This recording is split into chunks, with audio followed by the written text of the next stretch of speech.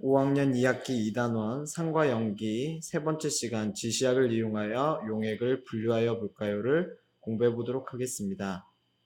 저번 시간에 여러 가지 용액들을 색깔, 투명한 정도, 거품이 일어나는 정도 등등을 활용해서 분류해 보았는데요.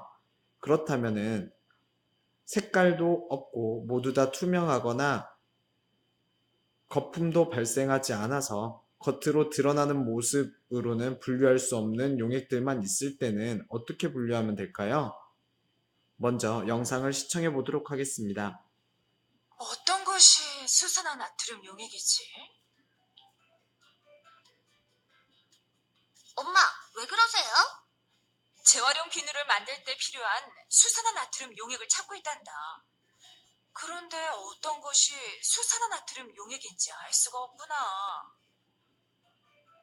정말 다 투명한 용액이라 찾기 힘들어요. 그럼 냄새를 맡아보세요. 그건 안 돼. 모르는 용액의 냄새를 함부로 맡거나 맛을 보는 것은 위험하단다. 그럼 어떻게 수산화 나트륨 용액을 찾아요? 여보, 무슨 일이에요? 수산화 나트륨 용액을 찾고 있는데 방법이 없네요. 지시약을 이용해봐요. 아, 좋은 생각이에요. 아빠, 지시약이 뭐예요?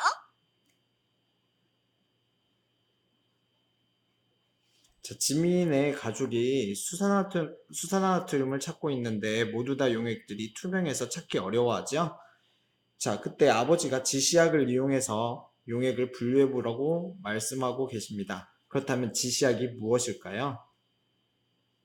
지시약은 수용액이, 즉 우리가 보고 있는 여러 가지 용액이 산성인지 염기성인지를 조사할 때 쓰이는 물질로서 산성인지 염기성인지에 따라 특이한 색깔을 나타내는 액체를 말합니다. 또는 종이 같은 것들을 말합니다. 많이 쓰이는 지시약으로는 리트머스 종이와 페노프탈레인 용액이 있습니다. 그래서 우리 오늘 실험에서는 리트머스 종이와 페노프탈레인 용액을 이용해서 여러 가지 용액을 한번 분류해 보도록 하겠습니다. 먼저 리트머스 종이는 리트머스 이끼에서 추출한 색소를 흡수시킨 종이로서 푸른색과 붉은색 두 종류가 있습니다.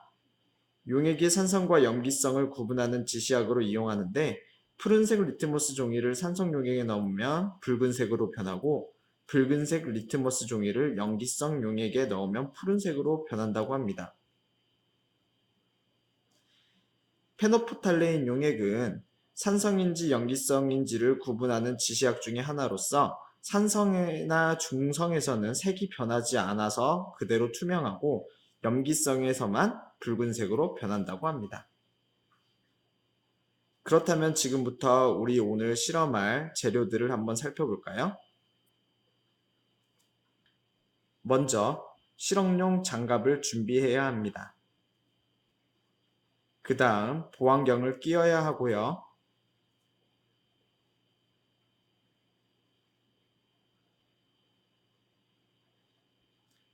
스포이드, 페트리 접시, 홈판, 여러가지 용액을 분류해줄 지시약인 푸른색과 붉은색 리트머스 종이, 페노프탈레인 용액이 준비되어 있어야 합니다. 먼저 선생님이 예시로 식초를 가지고 리트머스 종이를 활용하여 식초가 산성인지 염기성인지 알아보는 실험을 시범 보이겠습니다. 먼저 식초를 들고 뚜껑을 돌려 열은 후에 점적병 위에 있는 스포이드를 활용하여 푸른색 리트머스 종이 위에 한 방울, 붉은색 리트머스 종이 위에 한 방울 떨어뜨려 줍니다. 그리고 꼭 점적병의 뚜껑을 먼저 닫아준 후에 리트머스 종이의 색깔 변화를 관찰합니다. 그 다음은 용액에 식초를 페노프탈레인 용액에 넣어서 색깔 변화를 관찰해보는 방법입니다. 먼저 식초 홈판에 뚜껑을 열어서 페노프탈레인 용액이 들어있는지 확인한 후에 식초 점적병의 뚜껑을 열어서 뚜껑에 달린 스포이드를 이용해 페노프탈레인 용액에 두세 방울 떨어뜨려 줍니다. 그런 후 식초 점적병의 뚜껑을 먼저 닫아주고 홈판에 있는 페노프탈레인 용액의 색깔 변화를 관찰합니다.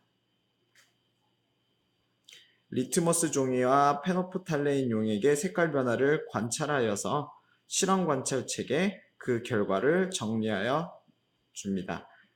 여러분들은 지금부터 식초뿐만 아니라 레몬즙, 유리세정제, 사이다, 비눗물, 석회수, 묽은 염산, 묽은 수산화나트륨을 가지고 실험을 한 후에 그 결과를 표에 정리해 보세요.